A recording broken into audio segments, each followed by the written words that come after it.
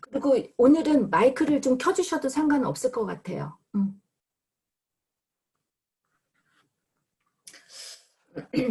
여러분 중에는 이제 덜어는 고국을 떠나서 스위스, 프랑스, 독일, 또 일본 이렇게 많게는 몇십 년, 적게는 몇 년 사신 분들이 있어요.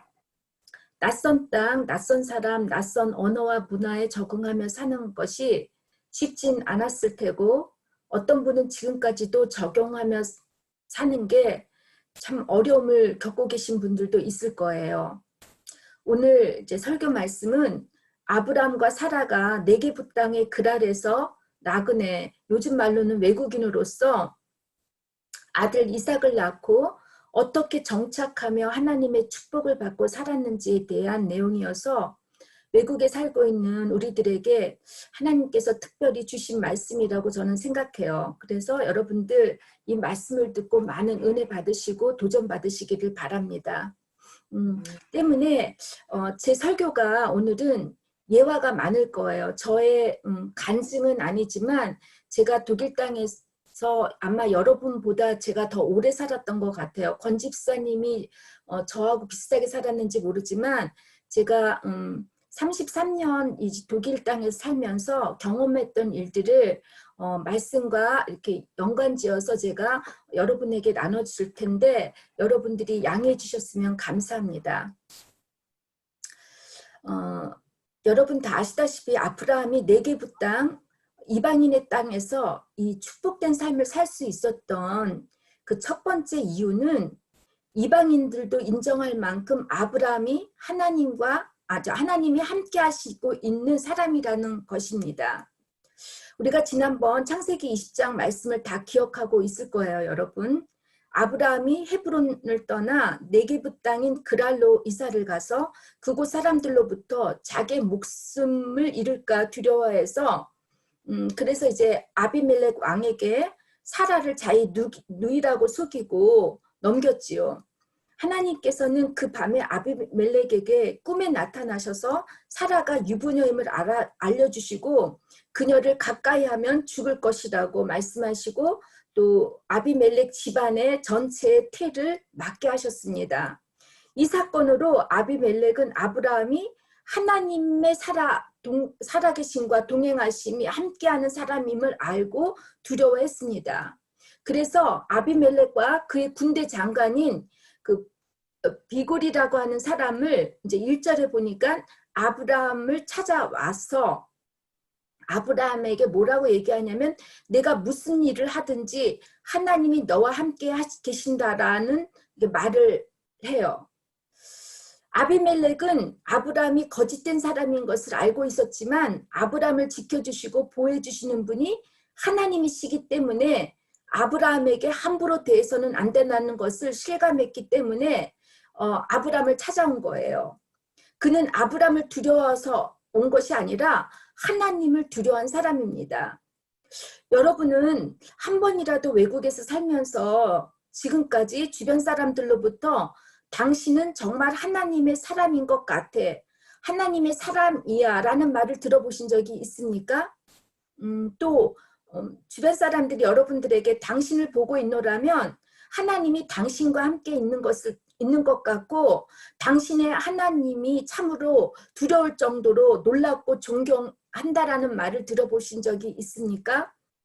만일 이런 고백을 주변 사람들로부터 듣지 못했다면 여러분 이 시간 다시 한번 생각해 보셨으면 좋겠어요. 물론 외국어가 서두르고 외국인 친구들이 별로 없어서 그럴 기회가 전혀 없었다고 하실 수 있어요.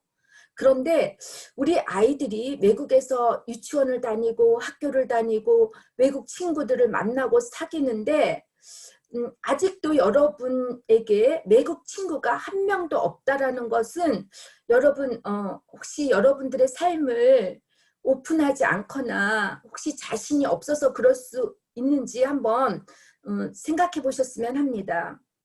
저는 사실 독일 친구들이 참 많아요. 독일에서 오래 살았고 독일 교회에서 목회를 하니까 당연히 친구들이 많을 거라고 생각하실 수 있을 거예요. 제가 조금은 사교적이긴 하지만 이상하게도 저는 목회하기 전에도 학교에서 공부할 때도 그렇고 아이를 키울 때도 교회 생활을 할 때도 가는 곳마다 독일 친구들이 저를 많이 이렇게 따랐어요. 늘 저희 집에는 독일 친구들의 방문이 끊어지질 않았어요. 오죽하면 예전에 아이 아빠가 저에게 뭐라고 얘기했냐면 우리 집 문 앞에다가 상담사 경희 집이라고 이렇게 붙이라고 할 정도였으니까요. 제가 설교 준비를 하면서 지난 독일 시간들을 생각해 보니 저는 늘 만나는 사람들에게 하나님의 이야기를 하고 살았던 것 같아요. 그들이 하나님을 믿든지 안 믿든지 제 일상 그 이야기를 나눌 때처럼 늘 하나님 이야기를 했어요. 하나님과 함께 사는 것이 제 일상생활이었기 때문에 그런 것 같아요. 제가 이제 중고등학교 동창 중에 같은 반은 한 번도 하지 않은 그 약사인 친구가 있었어요. 오래전에 이 친구와 연락이 이제 두절되었다가 어느 날 어떻게 연락이 됐는데 이 친구가 저를 방문하겠다고 하면서 독일에 왔었어요. 당시에 이 친구의 남편이 국회의원이었는데 많은 힘든 일들을 겪었더라고요. 그때 이 친구가 절 찾아와서 하는 말 중에 경희 내가 너를 평생 잊을 수 없었던 일이 있었다라는 거예요. 저는 기억도 안 나는데 그 친구가 하는 말이 자기가 가장 고등학교 때 힘들었을 때 제가 그 친구랑 장소까지 정확해요. 현대극장. 그 현대극장 앞에서 제가 그 친구에게 찬양을 불러줬다는 거예요. 그 찬양 가사가 자기가 많이 힘들었을 때 그 가사를 통해서 위로를 많이 받았노라고 얘기를 했어요. 또 한 친구는 고등학교 1학년 때 제 단짝 친구였어요. 지금은 이제 고대 교수로서 일하고 있는데 이 친구와는 저는 고등학교 1학년 때도 신학적인 얘기, 정말 모든 얘기를 다 밤새워 나눌 정도로 친했었어요. 공부만 빼고는. 저는 공부를 별로 안 했거든요. 근데 제가 지난번에도 예전에 제가 교회에서도 말씀하셨듯이 저는 고등학교 때 영어 때문에 좀 피를 많이 봐가지고 공부를 열심히 하지 않고 책을 많이 읽었었어요. 저는. 제가 하도 공부를 열심히 안 하니까 이제 고2 때 반이 갈라지면서 이 친구가 저를 멀리했어요. 그리고 저는 저대로 이 친구는 이 친구대로 이렇게 서로 다른 길을 가다가 제가 이제 6년 전이었을 거예요. 지금으로부터 6년 전에 이 친구를 다시 만나게 됐는데 이 친구가 저를 잊지 못하고 많이 생각했었다라는 거예요. 물론 저도 이 친구를 많이 생각했었어요. 이 친구가 자기가 너무너무 인생에서 힘들었을 때 제가 어떻게 우연하게 책을 뒤지는데 그 책 가운데 제가 고등학교 1학년 때 이 친구에게 시편 23편을 자필로 써줬다는 거예요. 그 쪽지를 발견하고 나서 자기가 많이 위로를 받았고 힘을 얻어둔다라고 하면서 이런 얘기를 저한테 해주더라고요. 저는 사실 뭐 믿음이 좋다 나쁘다를 떠나서 제가 어렸을 때부터 하나님을 알고 교회 생활을 했기 때문에 그 하나님과 함께 사는 것이 저한테는 항상 일상생활이 되었던 것 같아요. 요 며칠 전에도 이제 교회 사무실에 이제 비서가 생일을 맞아가지고 제가 이 친구 생일을 축하해주러 이제 사무실에 갔었어요. 이 친구와 이제 이런저런 얘기를 나누는 중에 이 친구가 저에게 이제 그 막내딸, 셋째 딸이 참 많이 고생을 하고 있고 힘들다라는 말을 하더라고요. 그래서 제가 가만히 이렇게 묵묵히 듣고 있는데 저는 이상하게 사람들하고 상담을 하거나 특히 얘기를 할 때 제가 들을 때는 항상 이상하게 그 어떤 뭔가 이렇게 느껴지는 게 있어요. 근데 그 막내딸이 어떠한 심정이겠구나 하는 그런 마음이 제가 이렇게 체휼이 되더라고요. 그래서 제가 그 친구에게 너의 딸 아멜리가 이렇게 될 거라는 이런 마음일 거라고 이렇게 얘기를 해줬어요. 그리고 제가 그 친구에게 이제 내가 너의 딸을 위해서 기도하겠다라고 이제 말을 하고 헤어졌는데 제가 이제 집에 와서 밤에 그 딸을 위해서 기도를 하고 그 아침에 일어나서 기도를 했는데 금요일 날 아침에 이 친구로부터 문자가 온 거예요. 혹시 내가 자기 딸을 위해서 기도를 많이 해줬는지 궁금하다는 거예요. 왜냐하면 자기 딸이 너무 많이 변했다는 거예요. 하룻밤에. 제가 이제 독일 동료 목사님들뿐만 아니라 독일 교회 교인들 대부분이 믿음은 이제 지극히 개인적이고 인tim한 부분이어서 웬만하면 자신들의 믿음에 대해 나누는 분들이 거의 없어요. 보통 독일 사람들과도 개인적으로 만나서 이야기를 나누나 보면 다른 이야기들을 다 하지만 자신들에 대한 신앙은 거의 얘기를 안 해요. 제가 지금 사역하는 곳은 예전에 사역했던 독일 교회와는 달리 아주 진보적인 교회였고요. 그 바덴주 교회에 의해서 절 이제 이곳으로 파송을 보낼 때 이곳 네 교회의 목사님들과 장로님들이 이제 저를 면접을 보시고 선택을 하셨는데 그 선택하신 이유를 제가 나중에 들었어요. 제 이력서와 소개서를 보고 또 면접하는 동안 대화를 나누는 중에 이곳이 되게 진보적인데 제 신앙이 되게 복음주의적이었다라는 거예요. 자신들하고는 잘 맞지 않지만 이 진보적인 성향의 교회 속에서 혹시 이런 저 같은 복음주의적 신앙을 갖고 있는 사람이 있는 것도 나쁘지 않다 생각해서 저를 이제 여기에서 사역을 이제 허락했는데, 그러니 제가 얼마나 힘들었겠어요. 이분들하고 목회하는 게. 특히 이제 독일 교회는 이게 란데스키르케, 그러니까 폴크스키르케예요. 국민의 교회고 세금으로 이루어졌기 때문에 이렇게 그러니까 프라이 에반겔리슈 게마인데 어떤 게 자율적인 교회들보다는 자신들의 신앙을 나누는 거를 거의 하지 않고 그런 교제를 금기시하는 데가 많아요. 여러분, 제가 이제 이곳에서 이런 분들하고 사역을 하다 보니까 참 많이 힘들었을 때 그 중에 가장 진보적인 목사님 한 분이 계셨어요. 그분이 이제 신약 그러니까 구약이 아니라 신약 박사이신 분인데, 이분이 어느 날 저한테 당신의 아내가 유방암이 걸렸다라고 얘기를 하는 거예요. 그래서 제가 우리가 다 같이 목회자들 회의할 때 이 목사님의 아내를 위해서 기도하자고 얘기를 했어요. 근데 그게 되게 그 사람들한테 의아했었나 봐요. 그리고 우리가 열심히 그 아내를 위해서 기도를 했는데 그분이 거의 눈물을 이렇게 눈에 눈물이 가득하면서 고맙다고 인사를 하고 자기 아내를 위해서 저한테 기도를 부탁을 하더라고요. 그리고 제가 이제 독일에 이사 온 지 3년째가 될 때 집주인이 파산이 되어서 저더러 집을 비워달라는 편지를 제가 받은 적이 있었는데, 그때가 12월 달이었어요. 12월 초. 가장 바쁜 때, 이제 목회자들이 가장 바쁜 때가 크리스마스인데, 이때 집을 구해야 하고 연말인데 집을 구하기란 정말 쉽지 않았어요. 더구나 스위스 국경 쪽 도시엔 집도 없을 뿐더러 임대료가 너무나 비싸잖아요. 정말 막막했어요. 이곳 도시에 올 때 집 구하는 것도 쉽지 않아서 간신히 구했는데 또 집을 구하자니 제가 너무 지치고 쉽지 않더라고요.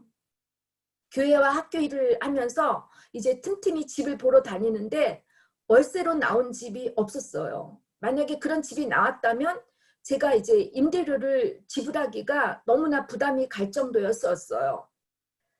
제가 이제 집을 구하지 못할 경우 저는 이제 크리스마스 이브 예배 때 이제 가장 독일 사람들이 많이 올 때 제가 단위에서 설교를 할 수가 없을 것 같아서 제 아들한테 부탁을 했어요. 엄마가 어떻게 하나님에 대해서 슬퍼하고 있는데 내가 독일 교인들한테 또 아이들한테 하나님은 이렇다라고 얘기를 할 수 있겠니? 다니엘 우리 아들에게 엄마가 쓴 설교문을 그냥 읽어주라고 얘기를 했었어요. 저는 이제 예배만 인도하겠다고 했는데, 그런데 여러분 어떤 일이 있었냐면 12월 22일이었어요. 그렇게 자꾸 찾아도 집을 구하지 못했는데 학교의 비서나 교회 비서를 통해서 집이 하나가 나왔다라는 거예요.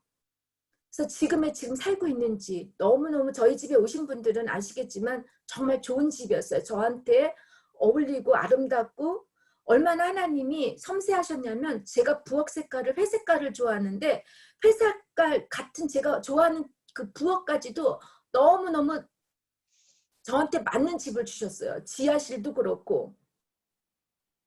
그러더니 이제 제가 이사를 하고 나서 독일 친구들이나 독일 목회자들, 교인들이 저희 집에 오고 나서 이제 초대를 했는데 그분들이 오고 나서 하시는 말씀들이 뭐라고 얘기하냐면 경희 정말 하나님이 살아있는 것 같아.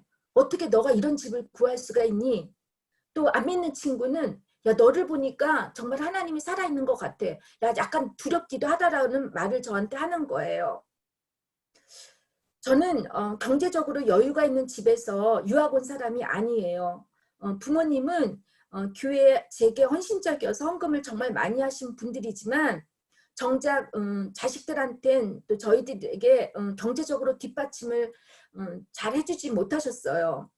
제가 독일에 유학 가서도 부모님께 경제적 기대를 할 수 없는 형편이다 보니 저는 오직 하나님만 바라보고 하나님만 의지하며 사는 것이 습관처럼 되었던 것 같아요.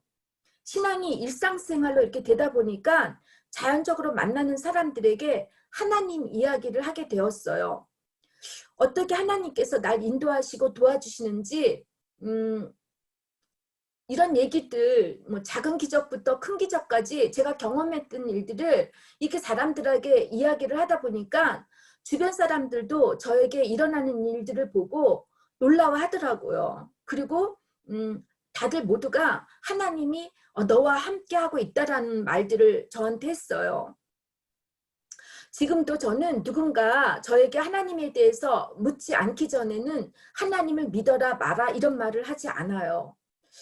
독일 사람들과 대화를 나눌 때 이 사람들이 하나님을 믿든지 안 믿든지 상관하지 않고 그저 내가 평소에 누군가의 일상생활처럼 하나님과 살고 있는 것, 이 이야기를 그냥 저는 나눠줘요. 그리고 이렇게 일상적인 내가 하나님과 살아가는 이 삶을 나누는 게 저는 전도라고 생각합니다.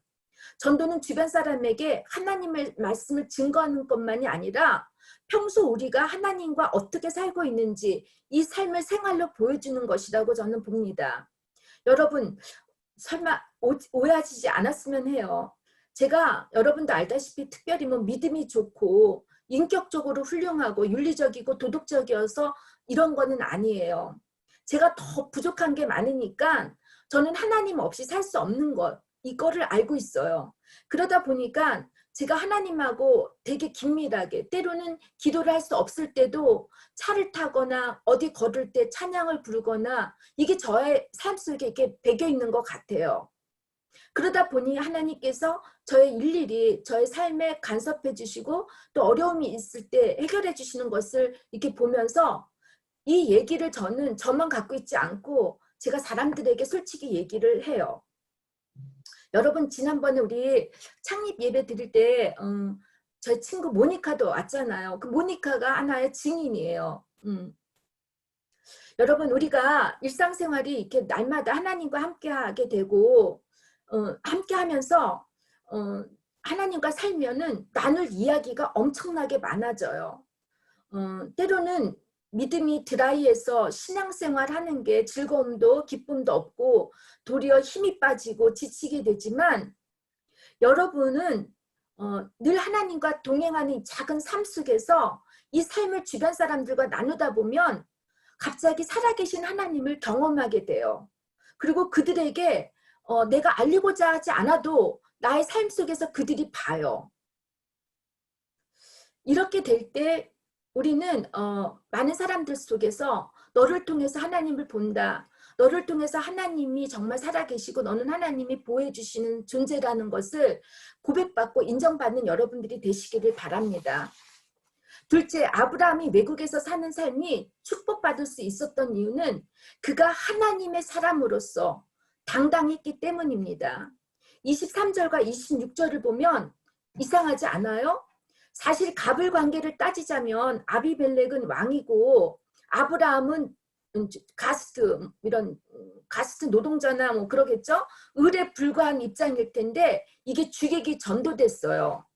아비멜렉이 그의 국방부 장관, 군대 장관이 뭐 요즘 말하면 국방부 장관이겠죠? 국방부 장관을 데리고 아브라함을 찾아와요.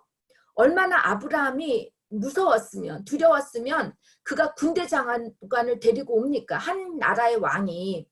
그리고 같은 땅에서 서로가 오래도록 함께 살기 위해서 미래의 후손들까지도 화목하게 잘 살기 위해서 협약을 하자고 제안을 해요. 그의 제안은 아브라함더러 세금을 많이 내거나 여기서 일을 더 많이 해서 뭐 자기 민족을 위해서 뭔가를 하라는 이런 거 안 하고 그냥 말하는 게 거짓말만 하지 말라는 거였어요. 여러분 지난주에 우리가 나눴듯이 아브라함의 이 거짓말 때문에 아비멜렉과 그 아비멜렉의 온 집안과 나라가 죽음에 처한 적이 있었어요. 아브라함을 쫓아내거나 해를 가지 못하게 못하고 거짓말을 하지 거짓말하지 말라고 이제 맹세를 하라는 거예요. 그랬더니 아브라함은 아비멜렉에게 자신이 힘들게 파놓은 우물들을 아비멜렉의 종들이 뺏었다고 이제 그의 속상함을 털어놔요. 여러분 우리도 외국에 살면서 한 번쯤 이제 비자 문제나 영주권, 집 문제 등으로 인해서 속상했던 일들 또 애타는 일들을 경험했을 거예요.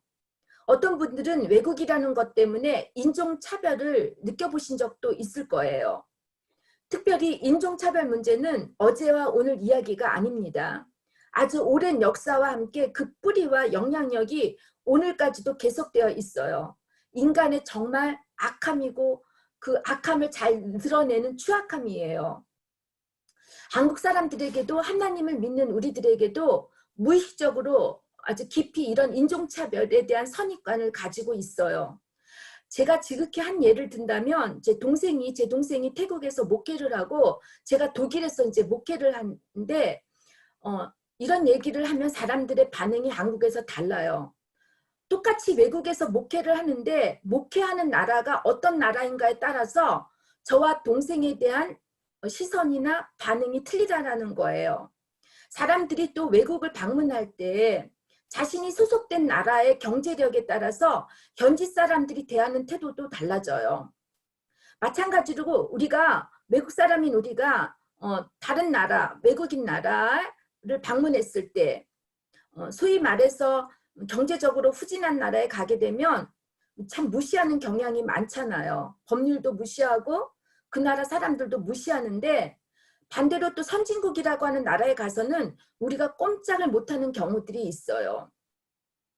제가 독일 시민권을 받을 때 한 4년 전인가 제가 시민권을 받았는데 그때 직원이 정말 불친절했어요. 저한테 인사도 안 하고.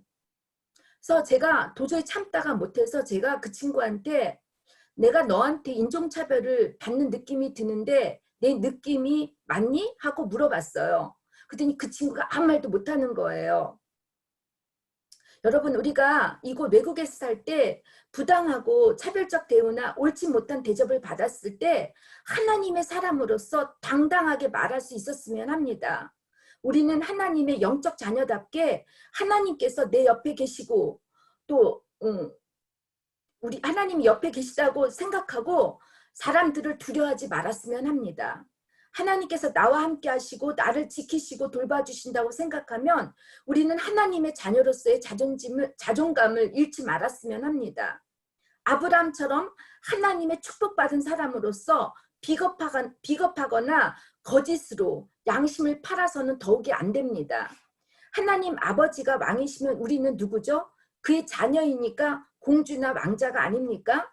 그러면 공주나 왕자는 어떻죠? 그 위치만으로 또 대단하잖아요.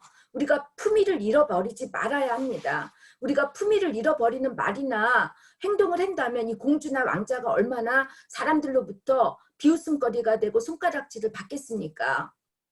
요즘 한국교회 목회자들이 이탈 행동 때문에 많은 사람들로부터 욕을 먹어요. 얼마 전에 PD 수첩에서 한 목사님께서 성추행을 했다라는 것, 그것도 38명의 여자들을 성추행을 했다고 하는 그 보도를 제가 보고 나서 얼굴이 뜨거웠어요. 근데 이분이 슬프게도 끝까지 거짓말을 하고 거짓말을 덮어주는 목회자들이 너무 많고 교인들이 있다라는 거예요. 참 슬프게도 부끄러움은 하나님 몫인지 어느 누구도 잘못했다. 솔직하게 고백하는 사람이 없었어요. 여러분과 저는 하나님의 자녀로서 또 우리가 사람들 앞에서 당당해야 하기를 바라지만 우리가 거짓된 삶을 살면 안 될 것 같아요. 설사 우리가 실수를 했을 때 우리는 과감하게 우리의 잘못을 시인하고 또 우리가 잘못한 그 사람에게 용서를 빌으면 그 용서를 빌을 수 있다는 게 하나님의 자존감을 잃지 않고 사는 것입니다. 세 번째, 아브라함은 네게부 땅에서 아비멜렉과 서로가 공존하며 살기 위해 협약을 맺습니다.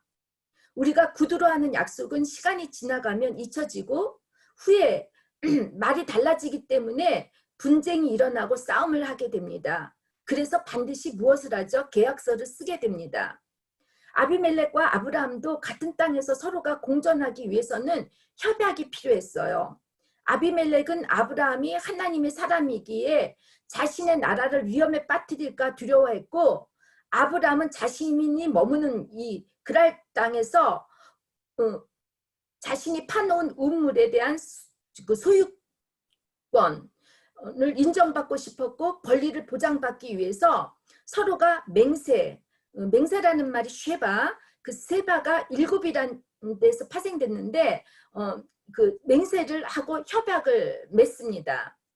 고대 근동에서는 이렇게 동맹을 체결할 때 협약을 맺을 때 서로가 물건을 주고받는데 선물을 받는 때는 내가 화친하겠다라는 뜻이지만 선물을 거절할 때는 내가 너하고 불화하면서 전쟁을 일으키겠다고 하는 뜻이라고 해요. 협약할 때 아브라함은 아비멜렉에게 양과 소를 주고 또 새끼 암양 7마리를 따로 주는데 여기서 숫자 7은 맹세의 엄중함을 의미합니다. 하나님께서 천지를 창조하신 숫자와 연관해서 더하거나 감할 수도 없는 완전 숫자이기 때문에 계약을 반드시 지켜야 한다는 의미도 있습니다. 계약을 어길 시 그에 따른 책임을 하나님께서 물으시기 때문에 끝까지 약속을 지켜야 한다는 것입니다. 이 두 사람의 계약을 기념하는 뜻이 바로 부엘세바, 7의 우물, 맹세의 우물이라고 부르는 것입니다. 신기하게도 본문 내용을 보면 아브라함과 아비멜렉의 이름이 각각 7번씩 등장을 해요. 이처럼 협약은 어느 한쪽이 손해를 보거나 양보를 해서는 안 되고 똑같이 이익을 보기 위해서 공평해야 한다는 것입니다. 저는 이번 주 설교를 준비하면서 특별히 한국에 있는 외국인들, 특히 외국인 노동자들에 대한 차별 대우와 부당한 이들에 대한 부당한 대우에 대해서 많이 생각을 했어요. 2019년을 기준으로 한국에서는 이주 노동자들이 매년 내는 총 소득세가 1조 2천억 원에 달한다라고 하는데 많은 외국인들, 특히 단순 노동자들은 그들의 노동의 대가에 비해 부당한 대우를 많이 받고 있다고 해요. 한국인들 중에는 70% 이상이 외국인들이 받는 노동의 대가가 한국인보다 적어야 된다라고 생각하는 사람들이 있다는 거예요. 여러분, 우리가 외국에서 살면서 이런 대우를 받는다고, 이런 대우를 받는다고 생각하면 여러분 어떠세요? 참 불공평하다고 생각되죠. 어떻게 보면 우리 모두는 외국인이에요. 함께 더불어 살아야 되는 사람들인데 누군가 한 사람의 손해와 희생이 있어서는 절대로 안 되잖아요. 우리는 하나님의 자녀로서 외국인 노동자나 다문화 가정의 사람들, 성소수자나 또 사회에서 소외된 사람들에 대한 선입관이 없었음 해요. 그리고 이들이 차별받지 않도록 우리가 앞장서서 도와줘야 합니다. 외국인인 우리가 바로 이곳에서 그들이 될 수가 있어요. 그렇기 때문에 남을 위해서 하는 것이 아니라 바로 나를 위해서 한다라고 생각하고 이분들을 위해서 앞장서 주셨으면 좋겠어요. 예수님이 뭐라고 했죠? 적은 자에게 하는 것이 곧 나에게 한 것이라고 했습니다. 정말 우리는 사회의 약자들, 소수자들을 위해서 정말 우리가 어떤 선입관도 없이 그들을 포용해야 한다고 생각합니다. 제가 태국에서 이제 목회하는 제 동생을 2년 전에 방문한 적이 있었어요. 아마 우리 그림이도 알 수 있을 텐데 그 교회에 이제 주일날은 예배를 참석하시지는 않지만 항상 금요일 철야 예배에 참석하는 어느 남자 집사님이 계셨어요. 이분이 태국에서 이제 사업을 한다고 태국인 여성들을 많이 고용해서 일을 하는데 이분께서 이제 이 태국인 여성들 하나님을 전혀 알지 못하는 사람들에게 매번 매일 예배를 시작하고 일을 하게 한다고 해요. 그리고 자기가 다니는 교회가 한 150km 정도 떨어졌는데 이 태국인 여자애들을 데리고 그 교회를 가게 한다는 거예요. 제가 이 말을 딱 들었을 때 이분한테 제가 이렇게 얘기를 했어요. 아니 그 주일날 하루 쉬는 날 그 아이들을 다 데리고 150km나 떨어진 곳에 이 아이들을 데리고 가느니 차라리 주일날 편안하게 쉬게 하고 월급을 조금 더 주는 게 전도가 아니겠냐고, 선교가 아니겠냐고 제가 그런 말을 한 적이 있는데 이분이 아무 말도 못 하더라고요.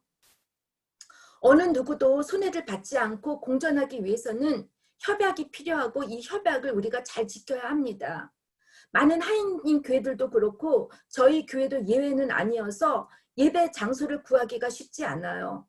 현재 로컬 교회의 도움을 받지 않고서는 교회를 사용하는 게 정말 어려워요.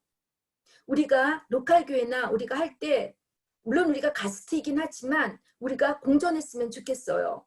그리고 이들이 원하는 것, 우리가 원하는 계약들이 잘 서로가 오해하지 않고 이해가 되면서 이렇게 우리가 같이 하나님의 일을 했으면 좋겠고 또 중요한 거는 우리는 한국 사람들은 우리끼리라고 하는 이 문화가 되게 강해서 우리들만 만나고 우리끼리만 예배드리고 하는 것보다 우리가 조금 더 나아가 로컬 교회 사람들과도 함께 신앙적으로 교류했으면 합니다.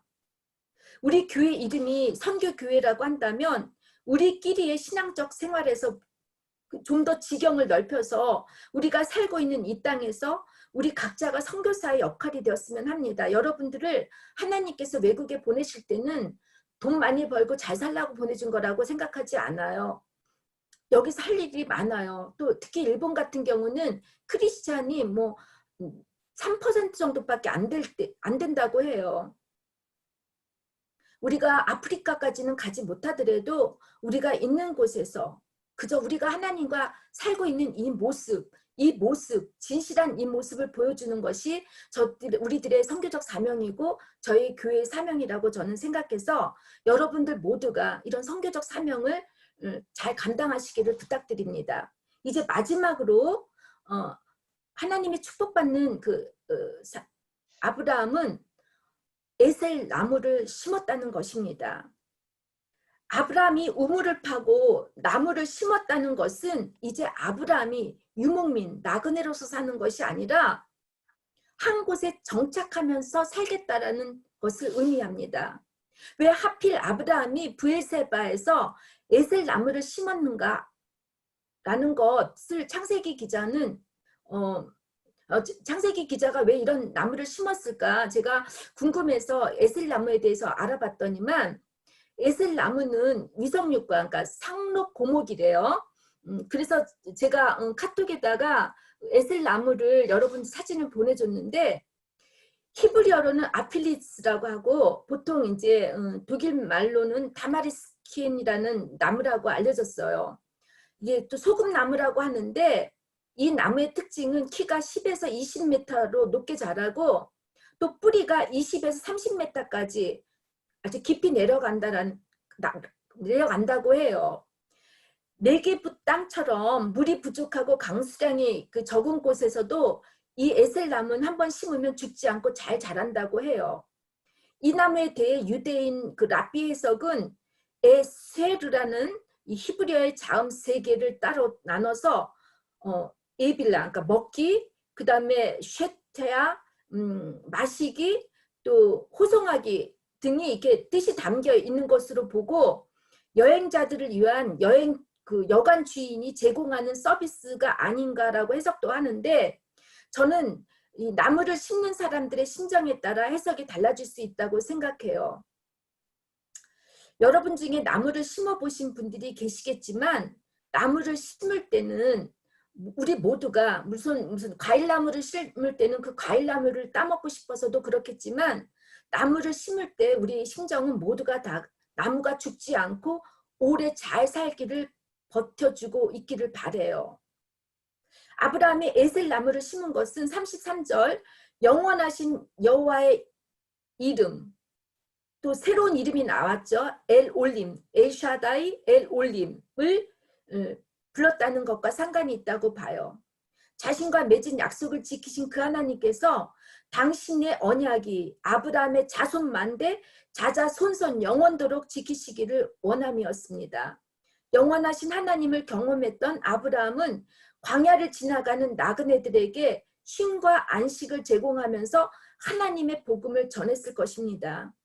저와 여러분은 이 외국 땅에서 살면서 에셀나무처럼 주님의 말씀의 뿌리를 깊이 내리고 광야를 지나가는 사람들, 하나님을 알지 못하는 사람들에게 하나님의 안식을 전해주는 그늘이 되고 브엘세바의 우물에서 나오는 그 물처럼 영원히 목마르지 않게 하시는 하나님의 말씀을 전할 때 우리들의 자녀들이 그리고 우리들의 후손들이 영원토록 하나님의 축복을 받는 신앙인이 될 수 있다고 저는 믿습니다.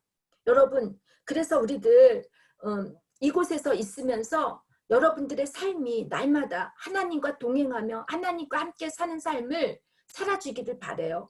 그러면 여러분 아브람과 같은 축복을 우리 모두가 다 받으실 줄 여러분 믿습니다. 믿습니까? 네. 자, 그러면 이 시간 다 같이 기도하시겠습니다. 하나님, 저희들이 집을 떠나서 이 외국 땅에 올 때에는 나그네와 같은 손님과 같은 삶으로 살았지만 하나님께서 저희들 정착할 수 있게 이곳에서 일자리를 주시고 또한 가족을 허락해 주시고 자손을 낳게 하시고 또한 이 자리를 주님께서 공부할 수 있도록 앞으로 이곳에 살 수 있도록 주님이 준비하시는 줄 믿습니다. 하나님, 이곳에서 저희들 살 때 이제는 아브라함께서 함께 하시는 하나님이 우리와도 함께 하시고 있음을 경험하며 우리가 날마다 주님과 동행할 때 축복된 자녀로서 우리 이웃들에게 복음의 우물, 말씀을 전해주고 또한 나무와 같은 그늘을 허락해 줄 수 있는 안식을 허락해 줄 수 있는 하나님의 자녀들이 다 될 수 있도록 도와주시고 저희 교회의 사명 감당할 수 있도록 함께해 주시옵소서. 예수님의 이름으로 기도드립니다. 아멘. 이 시간 오늘은 제가 설교하기가 정말 힘들었는데 여러분 이해해 주시기 바라요. 제가 혼자 떠드는 것 같아서 얼굴도 아무도 못 보고 그래가지고 쉽지는 않아요.